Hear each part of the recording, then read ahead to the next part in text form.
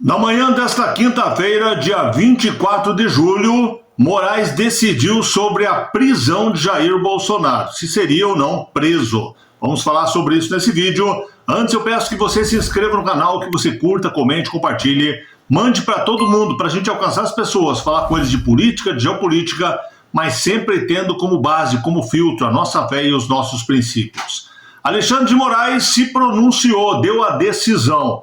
Relembrando, Jair Bolsonaro, há 2 dias atrás, no dia 22, ele mostrou a tornozeleira na saída de uma reunião no Congresso e falou que aquilo era um absurdo, que era a maior humilhação para alguém que é inocente. E o Moraes, quando Jair Bolsonaro entrou na reunião, não tinha o entendimento que ele não poderia dar entrevista, falar.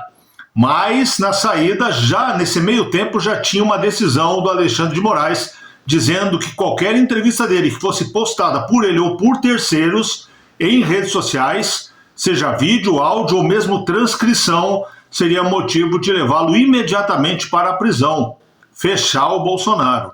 Então criou-se essa possibilidade da prisão de Bolsonaro. Deu 24 horas para que a defesa se explicasse a respeito disso.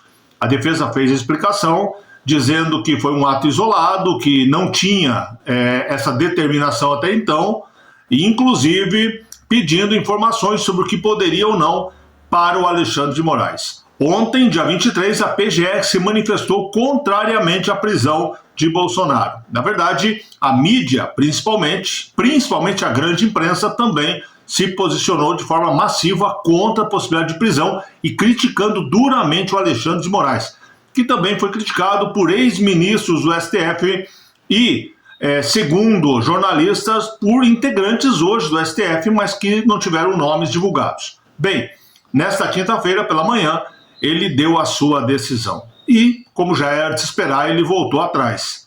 Literalmente, ele não determinou a prisão, deu lá suas explicações.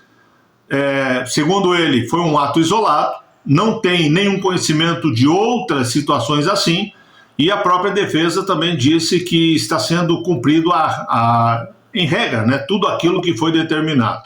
As perguntas da defesa, pelo menos nesse primeiro momento, não foi divulgado nenhuma resposta do Alexandre de Moraes, lembrando que foi divulgado o que aconteceu, mas por enquanto não ainda os documentos. De qualquer forma, fica aí a informação. O Moraes não manda prender o Bolsonaro por enquanto. Adverte que, se houver a burla, o que é a burla que eles chamam? Que seria burlar o sistema?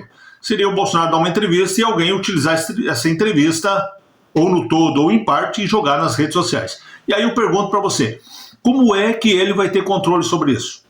Porque a decisão diz, Bolsonaro não está proibido de dar entrevista nem de falar em público, mas não pode ter nada postado em redes sociais. Como é que ele vai dar uma entrevista e vai proibir que todas as pessoas do Brasil e de fora copiem em parte ou no todo a entrevista e reproduzam nas redes sociais? Como isso seria possível?